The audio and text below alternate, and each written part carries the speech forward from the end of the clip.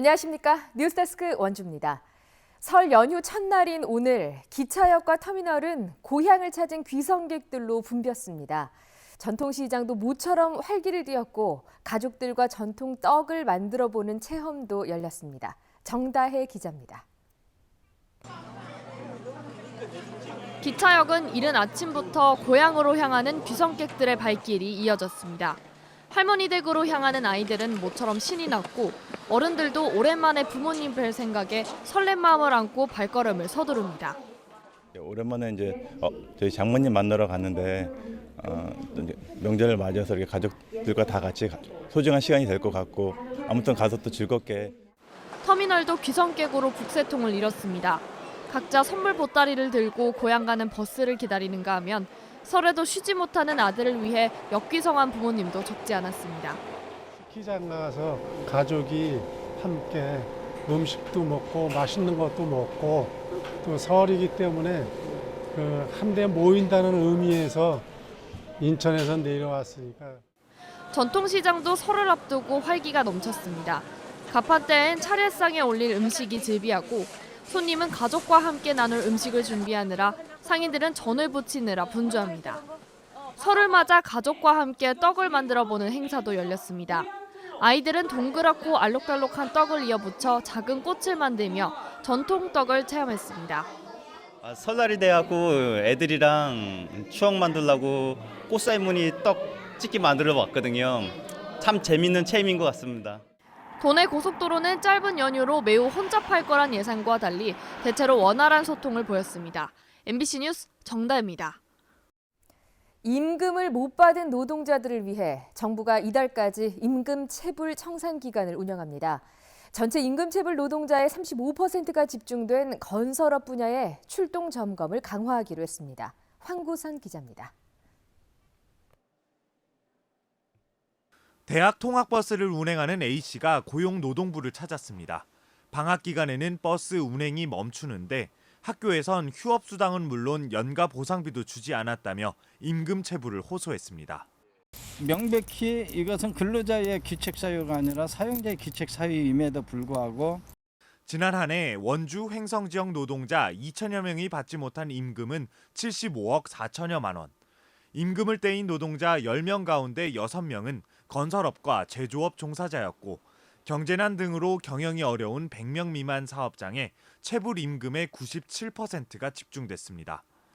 고용노동부는 이번 설 명절 기간을 포함한 오는 31일까지 임금 체불 청산 기간을 운영하고 신고를 받습니다. 체불청산 기동반을 운영해서 건설 현장 등 집단 체불이 발생하는 경우에 현장에 직접 출동해서 해결을 지원하고 있습니다. 특히 임금 체불이 가장 많은 건설 분야의 처벌을 대폭 강화합니다. 무자격 시공업자가 임금 체불을 한 경우 해당 업자에게 일감을 준 업체까지도 조사해 처벌할 계획입니다. 또 임금 체불로 당장 생활이 어려운 노동자들에게는 정부가 1,000만 원을 빌려주고 작년보다 10% 늘어난 최대 8,280만 원의 퇴직금을 지원합니다. 근처 고용노동부를 찾아 신청할 수 있고 필요하면 무료 민사소송도 연결해 줍니다. MBC 뉴스 황구선입니다. 2달 뒤부터는 이른바 민식이법이 시행되면서 스쿨존에 단속 카메라가 설치되고 사고가 나면 처벌도 강화되는데요. 소방차나 구급차 등 긴급 자동차도 같은 처벌 규정을 적용받게 돼서 소방관들도 비상이 걸렸습니다. 김상훈 기자가 취재했습니다. 민식이법과 관련한 특별 교육이 열리는 자리. 현장에 직접 투입되는 소방관들이 잠시 업무를 뒤로하고 한 곳에 모였습니다. 오는 3월 25일부터 시행되는 민식이법 내용을 소방관들이 집중해 듣습니다. 민식이법에 따르면 운전자가 어린이 보호구역에서 13세 미만 어린이를 치어 숨지게 할 경우 무기징역이나 3년 이상의 징역에 처하게 됩니다.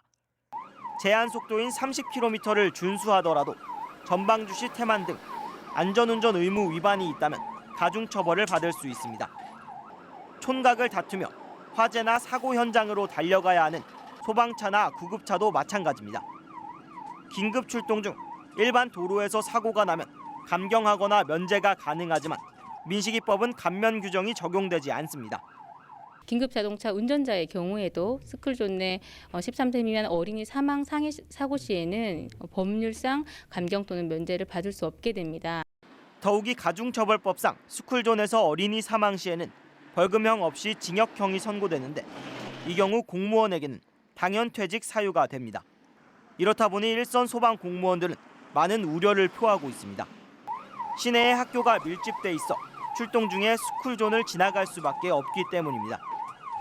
저희 출동하는 대원들이 당연퇴직할 사유가 발생할 개연성이 있습니다.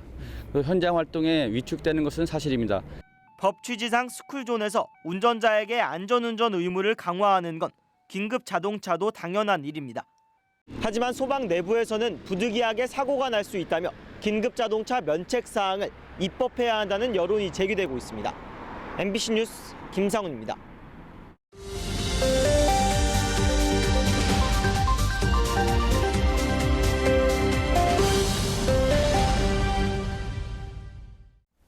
(2024년) 제4회 동계 청소년 올림픽 대회기가 강원도에 전달됐습니다.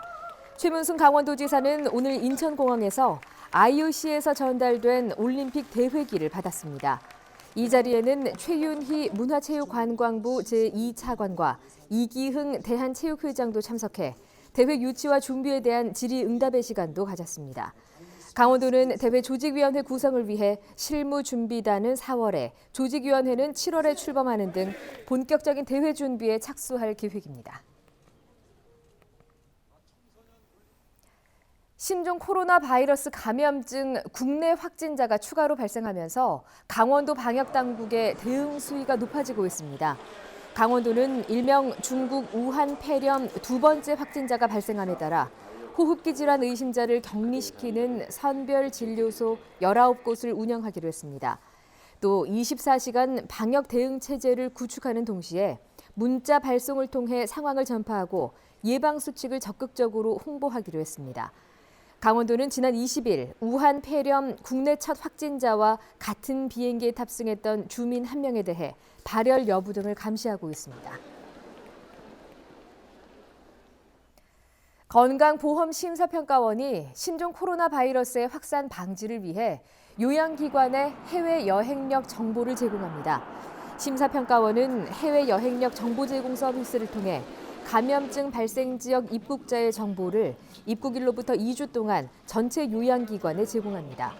심사평가원은 해외 여행력 정보 제공 프로그램을 사전에 설치하고 정상적으로 가동되는지 확인하는 등 감염병 방지에 적극적으로 협조해 줄 것을 당부했습니다. 원주 한지문화제가 강원도 우수축제 선정을 위한 지역축제심의위원회 심사에서 1위를 차지했습니다. 이번 심사는 지난해 도내 우수축제와 예비축제에 선정된 12개 축제를 대상으로 PPT 발표와 질의응답으로 진행됐으며 한지문화제는 한지 뜰어 여행가자를 주제로 한 올해 행사의 추진 방향과 기획 발표가 심사위원들로부터 호평을 받았습니다. 이로써 한지문화제는 문화체육부 주관 예비문화관광축제 신청이 추진되며 지정될 경우 전문 컨설팅을 받게 됩니다. 뉴스데스크 원주를 마칩니다. 고맙습니다.